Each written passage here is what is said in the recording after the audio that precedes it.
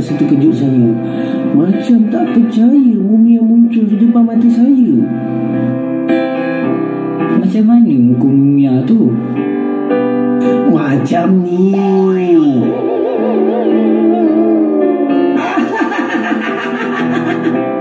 Apalah awak ni Ahmad, dalam keadaan sekarang pun boleh lagi nak menyangkut Siddiq Sebenarnya saya rasa bersalah. Saya tipu ayah cakap saya sakit sebab saya tak nak solat jemaah di masjid.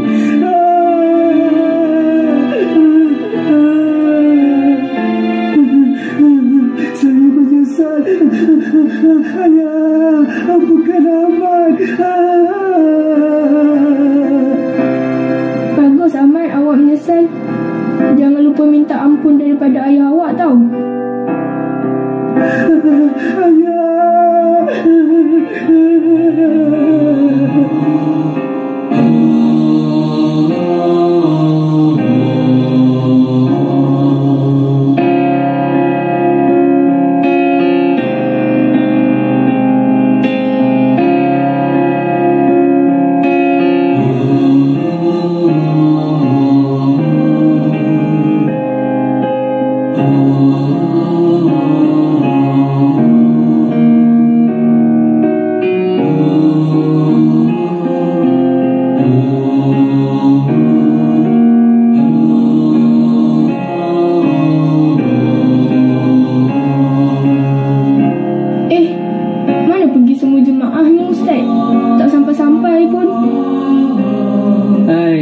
Ustaz rasa inilah penangan serangan Mumia sejak kebelakangan ni. Sekarang semua orang dah takut nak keluar rumah pada waktu malam. Tak apalah Ustaz, kita berdua pun sudah cukup untuk solat berjemaah.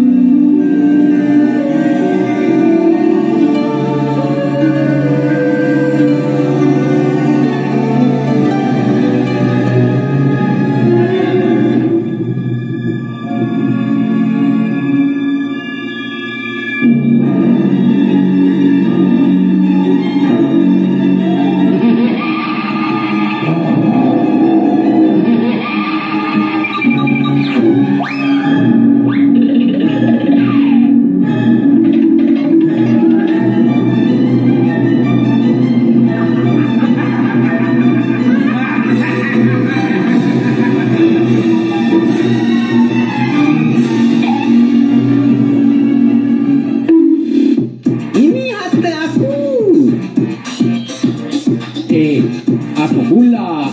Harta akulah.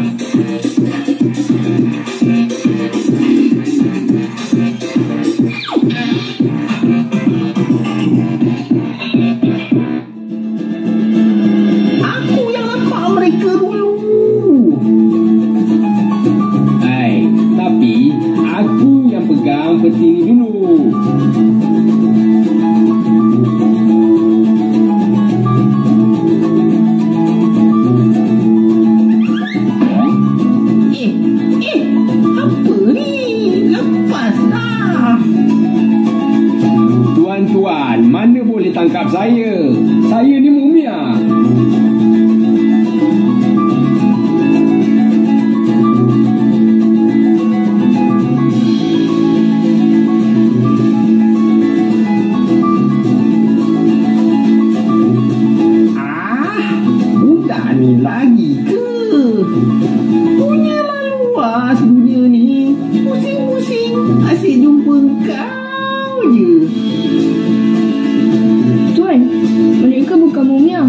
Mereka adalah orang yang menyamar sebagai mumia.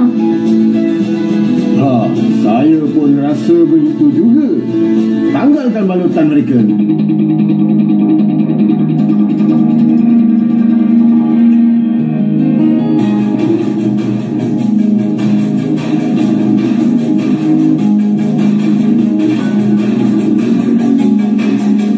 Oh, pakcik rupanya.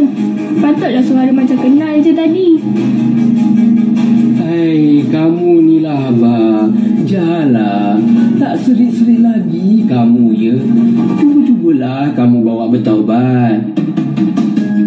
Tak guna. Aku bukan dah halal lah. Aku ni mumia. Mumia. Aku pun. Aku mumia juga. Mumia tak boleh masuk penjara.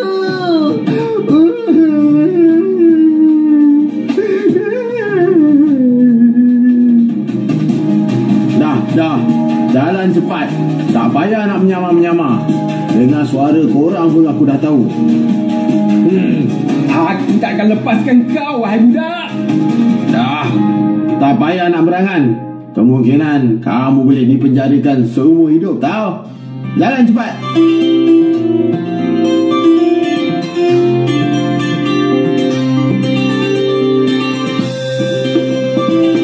Alhamdulillah. Berjaya juga rancangan kamu ya.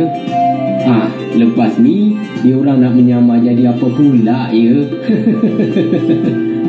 Berkat pertolongan Allah lah Ustaz.